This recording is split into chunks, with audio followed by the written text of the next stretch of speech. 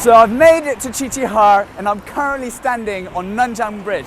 And right beneath us, flowing through, is the second largest river in Heilongjiang province, the Nanjiang River. And right here, this entire area has a history of dating as long as 300 years, and 285 of which, Qiqihaer was very much the capital of Heilongjiang province. How about you and I go and check out what this city's all about and who we can meet and what we can do. Nestled on the middle and lower reaches of the Nanjiang River as it crosses the Songyang Plain is the second largest city in Heilongjiang, Qiqihaer, which for 285 years was the provincial capital. With a history that has largely been defined by borderland skirmishes from foreign invaders, Qiqihaer became a strategic military garrison that was crucial to maintaining control over Heilongjiang. This place, back when Qiqihaer was still the capital city of Heilongjiang province, the military governors used to have their headquarters here and used to rule the rest of Heilongjiang. And in 1954, they pretty much all moved out, and it's all empty now, but it looks like they've kept it pretty well kept.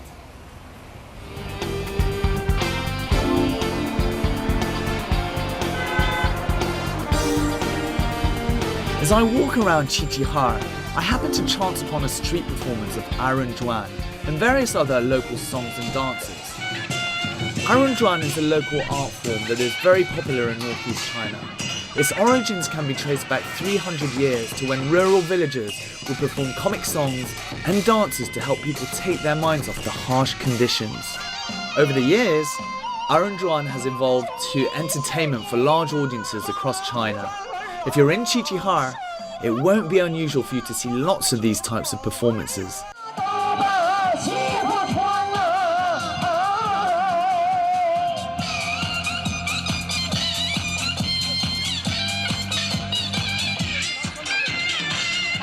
From dance culture to food culture, and here in Heilongjiang there's no sign of Atkins diets, Dukan diets or any other form of diet. In fact, every meal is a banquet. One thing that really surprises me more than anything else in this part of China is just how big the dishes are. However, it's not a case of regional greed. In fact, part of the reason you'll find extra large pieces of crockery is because in the old days, people used to come together to eat their meals. Now what I'm lying on right here is called a kan, and it means hotbed. And it's very popular in this part of Dongbei. And literally what they do is they'll heat up the bed from underneath. And Dongbei people will usually use this area to entertain people, to sleep on, to socialize. And yeah, it's pretty much the most important part of the house. Well, both the food and the culture were geared towards surviving the freezing cold winters.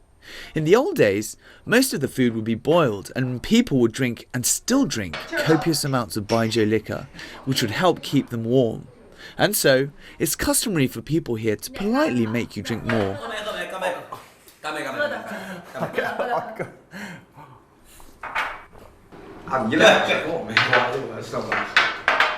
Alright, as you can see, this is typical Dongbei dishes. And these guys don't do things in half measures. I mean, literally the size of these are twice the size that I've seen anywhere else.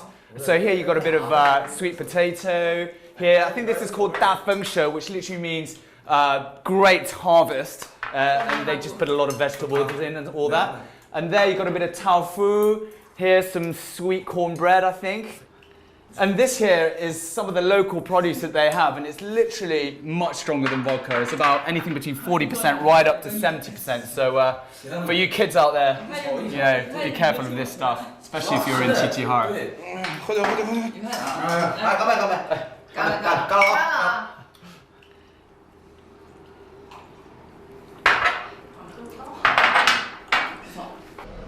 It takes us around 45 minutes by bus to reach the Zha Long Nature Reserve from Qiqihaer.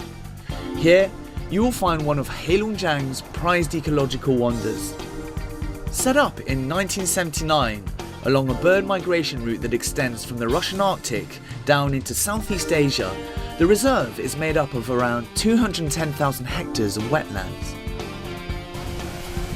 Right, I'm here at Zha Long Nature Reserve, which is about 30 kilometers southwest of Qiqihaer.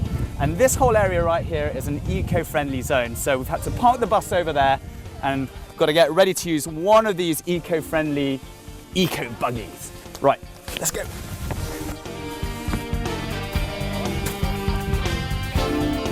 You birdwatchers out there are going to love this place.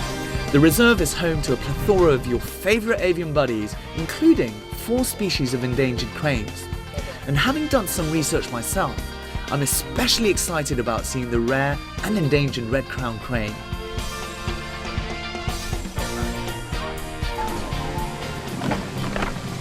And this is the part where all the people can congregate, and it's the bird observing zone.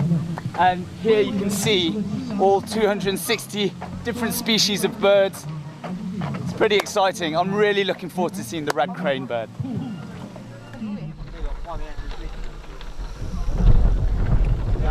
Walking around, I can see that it's not just the locals that come to Zha Long for some downtime. People from all over the world make their way here to discover and observe the rare cranes. Yeah, I just noticed you're here just enjoying the views. Just wanted to ask you a couple of questions. But so you're from Cornell? I'm from Cornell University. And are you a bird watcher yourself? I do watch birds. I'm not a fanatic. Right. I do watch birds. Cornell has a very famous lab of ornithology where they study birds. Right. Yes. What are you hoping to see here at Zha Long I Reserve? just wanted to see the cranes and the marshland. Yeah. The red-crowned crane is particularly threatened. There are only about 2,400 left in the world, with roughly half of them living in northeastern China. As I walk around the peaceful surroundings of the marshlands, I am mindful of keeping a close eye on the time. After all, one can only see the red-crowned cranes 3 times a day, and it'd be a real shame not to catch a few snaps of them. So these red cranes right here are near extinct, and ironically, in China and in Korea, they are the ancient symbol of immortality and longevity. And that's because they can live right up to the age of 60 years old. This is once in a lifetime, rare sight. The reason the red-crowned crane is so rare is because people have been hunting them for food and sport. However, these unlucky birds have also had to contend with the decline of their natural marshland habitat, which has contributed to their dwindling numbers. Can you hear the bird sound? It's almost like a... I don't think I'm doing it very well, but something like that, you know.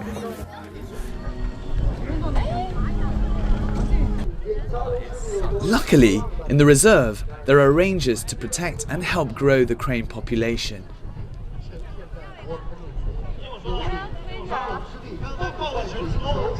我姓王，叫王昭。这个工作你怎么开始做的？本来挺喜欢这个饲养动物，尤其是咱们这个丹顶鹤是珍贵的鸟类。通过这个朋友介绍说这里需要这个饲养丹顶鹤。还有你的同事他们做这个工作多长时间了？他们也不一样，有的是3年、2年、4年，对。这个平时是可以逛一逛、玩一玩吧？对，当然。那个鹤很聪明，它饿的时候就是叫找我们。 完了，你喂它食，它围着你身边转。对，平时跟我们在一起，它就是没有攻击性。如果生人在一起，它会有攻击性。It's not just cranes that you can observe at the reserve. Here, there are more than 260 bird species for you to take a look at. Fancy a turn at bird spotting whilst cruising amongst the reedy marshlands? So we're just going to get on this boat here that will allow us to get a closer view at the local wildlife. Let's get on. Although the Zha Long Nature Reserve is China's largest reedy wetland, this type of landscape can be found in many places around the northeast.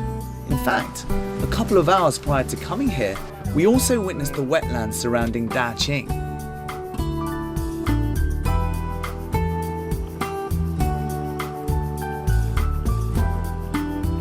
Wow, what an absolutely majestic sight. It's actually very rare for me to come to a place of such rare and unique beauty.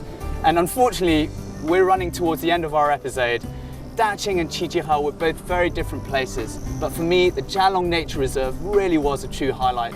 let's not forget how welcoming the people of Qiqihaer were, how great the local sites were, and also how very different the oil fields of Daqing were for a typical oil city. Anyway, I'm Gareth Edwards. I'll catch you next time on Travelogue.